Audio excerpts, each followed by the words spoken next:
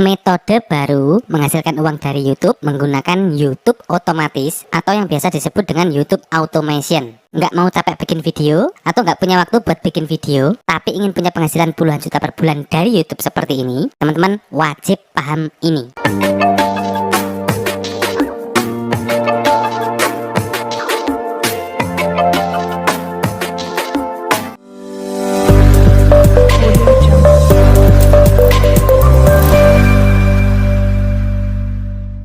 Halo teman-teman semuanya, kembali lagi di channel Solusi Kreator. Channel yang secara khusus membahas ide konten, tips, dan trik seputar YouTube.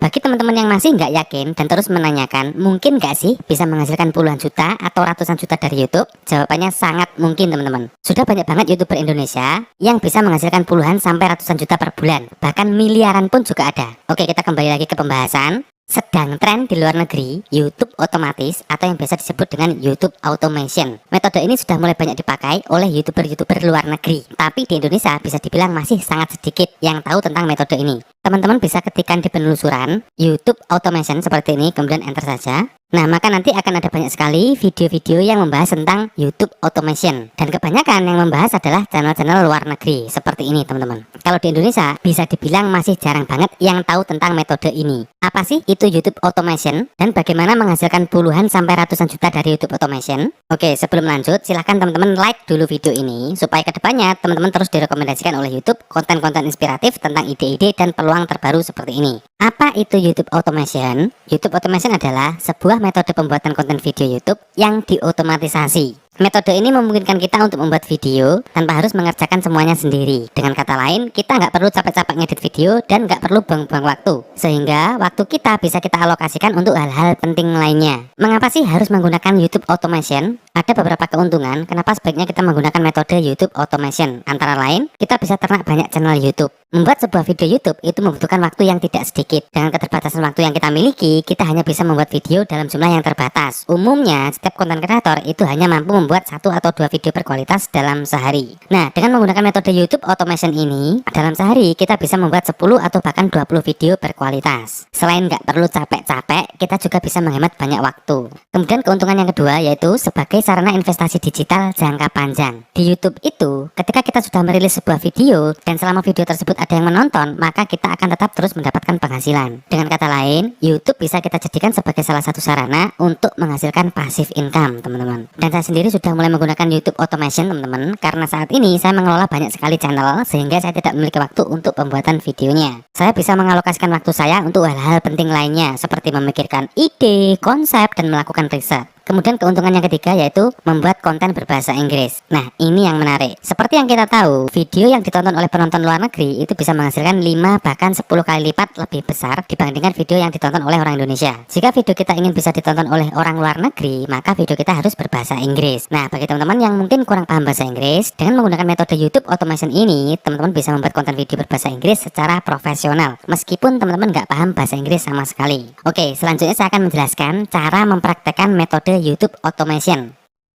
Yang pertama, kita tentukan topik video yang ingin kita buat. Teman-teman bebas memilih topik apa saja, tapi saran saya, teman-teman memilih topik yang memiliki nilai RPM yang tinggi, supaya nanti penghasilan yang didapat itu bisa lebih besar. Nah, untuk memilih topik dengan nilai RPM yang tinggi, teman-teman bisa tonton video saya mengenai topik apa saja yang memiliki nilai RPM yang tinggi. Untuk linknya, saya sudah sertakan di deskripsi. Kemudian langkah yang kedua yaitu mencari jasa pembuat konten. Setelah kita menentukan topiknya, langkah selanjutnya yaitu mencari jasa pembuat konten di situs Fiverr. Fiverr adalah platform online yang menyediakan layanan jasa secara global. Di Fiverr, kita dapat memesan berbagai jenis layanan seperti desain grafis, pembuatan artikel, pengembangan web, penerjemahan, pemasaran digital, dan salah satunya yaitu membuat konten video YouTube. Nah, kita akan menggunakan situs ini untuk mencari orang-orang yang bisa membantu kita untuk membuatkan video YouTube. Pertama, kita mencari jasa script writer untuk pembuatan narasi video kita. Teman-teman bisa ketikkan di kolom pencarian sini script writer seperti ini, kemudian enter saja. Nah, nanti akan ada banyak sekali jasa penulis skrip yang bisa kita gunakan. Dan skrip atau narasi yang dibuat itu dalam bentuk bahasa Inggris, teman-teman. Ya, ada banyak sekali. Umumnya harga penulisan skrip untuk sebuah video di situs Fiverr ini adalah $10. Nah, dalam memilih jasa, usahakan mencari jasa yang memiliki rating yang bagus, teman-teman ya. Pilih yang memiliki rating 5,0 atau 4,9, ini juga boleh. Ya, di sini ada banyak sekali. Sebagai contoh, saya memilih jasa yang ini. Kita klik saja. Nah, jasa ini sudah mendapatkan 434 reviews. Artinya sudah ada 400 orang lebih yang memesan jasa ke orang ini. Nah, 400 orang yang memesan jasa ini juga menerapkan metode YouTube Automation, teman-teman. Dengan menggunakan jasa scriptwriter ini, kita bisa membuat script video berbahasa Inggris secara profesional. Di sini harganya $10 untuk 600 kata dengan durasi video 4 menit. Proses pengerjaannya kurang lebih 4 harian. Dan kita mendapatkan 1 kali gratis revisi. Mungkin bagi teman-teman yang saat ini masih belum memiliki dana yang cukup, teman-teman juga bisa membuka jasa sebagai scriptwriter dan mendapatkan bayaran dari situs Fiverr ini. Dengan syarat, teman-teman harus paham struktur penulisan bahasa Inggris yang baik dan benar. Selanjutnya, langkah yang kedua yaitu mencari voice over atau pengisi suara. Nah, kita kembali ke kolom penelusuran, kemudian di sini ketikkan voice over seperti ini, maka nanti akan muncul jasa-jasa pengisi suara yang bisa kita gunakan. Dan harga masing-masing penyedia jasa voice over ini bervariasi, teman-teman. Ada yang $10,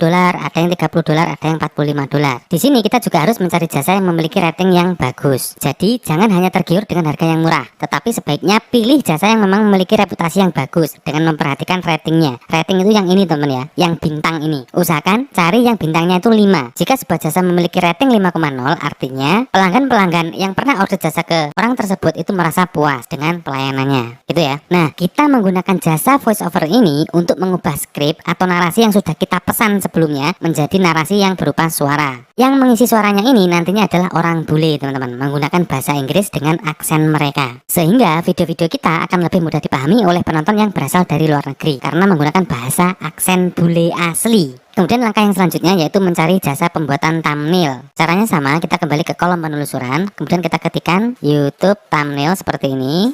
Umumnya harga jasa pembuatan thumbnail adalah $5 untuk 1 thumbnail. Mungkin dari beberapa teman-teman ada yang bertanya, bikin thumbnail kan gampang, kenapa harus menggunakan jasa? Gitu ya. Gini teman-teman, untuk pembuatan thumbnail itu juga tidak bisa asal-asalan, apalagi kalau kita mentargetkan penonton luar negeri. Kalau dari tampilan thumbnailnya saja sudah tidak profesional, bagaimana mereka mau mengeklik video kita? Gitu ya. Dan sekali lagi, karena konsep dari YouTube Automation ini adalah otomatisasi, supaya kita nggak perlu melakukan apapun, maka kita bisa menggunakan jasa dari orang lain, termasuk dalam pembuatan thumbnailnya. Kemudian, langkah yang terakhir yaitu mencari jasa video editing. Kita kembali ke kolom penelusuran lagi. Kemudian di sini kita ketikkan YouTube video editing seperti ini. Untuk jasa video editing itu rata-rata biayanya adalah $10-15.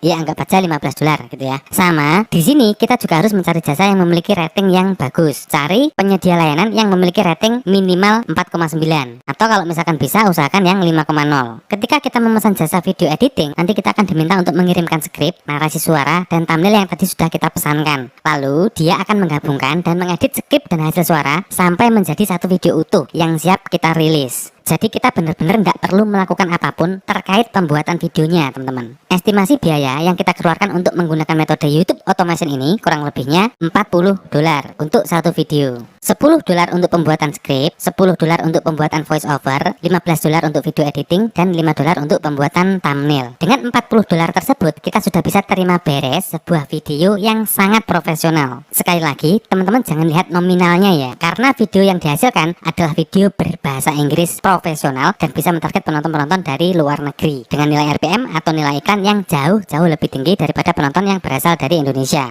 Satu-satunya kelemahan metode YouTube Automation yaitu modal. Dikarenakan YouTube Automation ini kita melibatkan jasa orang lain dalam pembuatan konten videonya, maka kita harus mengeluarkan uang untuk membayar jasa orang tersebut. Memang tidak bisa dipungkiri bahwa mayoritas orang Indonesia itu menyukai yang gratisan. Sedangkan mindset orang luar negeri itu mereka nggak apa-apa mengeluarkan sejumlah uang, asalkan pekerjaan yang dilakukan itu bisa lebih efektif dan bisa menghemat banyak waktu. Sehingga waktu yang dimiliki bisa digunakan untuk hal-hal yang lebih penting lainnya. Tips dari saya, karena memang metode ini memerlukan modal, teman-teman harus melakukan riset dan membuat konsep yang benar-benar matang. Mulai dari pemilihan topik video, kemudian ide kontennya itu harus benar-benar dipikirkan secara matang. Jangan sampai kita mengeluarkan biaya tapi video kita sepi penonton, yang ada tidak untung malah bisa boncos, teman-teman. Saya mau disclaimer sekali lagi, metode ini mungkin tidak cocok untuk semua orang. Dan jika teman-teman ingin mempraktekkan metode YouTube Automation ini, teman-teman harus memperhitungkan dan melakukan kalkulasi yang benar-benar matang. Saya tahu bahwa $40 untuk satu video itu bukanlah nominal yang kecil. Jika teman-teman ingin menekan biaya supaya pengeluarannya tidak terlalu besar, teman-teman bisa menggunakan jasa di situs projects.co.id, alamatnya projects.co.id. Nah, situs ini adalah situs dari Indonesia. Kita juga bisa menerapkan metode YouTube Automation menggunakan situs projects.co.id ini. Kita bisa mencari jasa scriptwriter, jasa voice over, jasa pembuatan thumbnail, dan jasa editing video di situs ini. Projects.co.id ini recommended banget jika teman-teman ingin membuat video berbahasa Indonesia. Karena yang membuka jasa di situs ini itu hampir semuanya adalah orang Indonesia. Ya mungkin bisa membuat video berbahasa Inggris, akan tetapi masih lebih recommended untuk menggunakan situs Fiverr jika ingin membuat video berbahasa Inggris. Karena di situs Fiverr yang menggarap video kita itu orang bule langsung. Tentu secara bahasa mereka lebih profesional karena bahasa Inggris merupakan bahasa mereka sehari-hari. Ya, semua kembali lagi kepada teman-teman. Apakah ingin membuat video berbahasa Indonesia dan mentarget penonton Indonesia yang mana RPM-nya lebih kecil, atau ingin membuat video berbahasa Inggris dan mentarget penonton luar negeri yang mana nilai RPM-nya atau nilai iklannya itu jauh lebih besar. Nah, dengan mempertimbangkan kelebihan dan kelemahan dari metode YouTube Automation ini, saya mendapatkan beberapa kesimpulan. Kesimpulan yang pertama, teman-teman tidak perlu menggunakan metode ini jika saat ini teman-teman berprofesi full time sebagai content creator dan hanya mengelola 1 atau 2 channel saja. Saya rasa kalau hanya mengelola 1 atau 2 channel saja, kita masih bisa mengerjakannya sendiri tanpa harus menggunakan jasa dari orang lain, sehingga kita tidak perlu mengeluarkan biaya dan kita bisa lebih menghemat. Saran saya, teman-teman menggunakan metode YouTube Automation ini jika teman-teman mengelola atau berencana untuk ternak banyak channel YouTube. Dengan menggunakan metode YouTube Automation ini, kita tidak akan kerepotan kalau misalnya mau mengelola 10 atau bahkan 20 channel YouTube sekalipun. Atau misalnya teman-teman memiliki kesibukan di bidang lain, memiliki dana nganggur, dan tetap ingin bisa menghasilkan dari YouTube. Nah, teman-teman bisa menggunakan metode YouTube Automation ini sehingga tidak akan mengganggu waktu teman-teman dalam menjalankan aktivitas utamanya. Bisa dipahami ya, teman-teman? Oke, saya kira cukup sekian dulu untuk sharing kali ini. Jangan lupa subscribe dan nyalakan loncengnya supaya tidak ketinggalan peluang-peluang terbaru selanjutnya. Terima kasih, semoga videonya bermanfaat dan selamat bekerja dari rumah.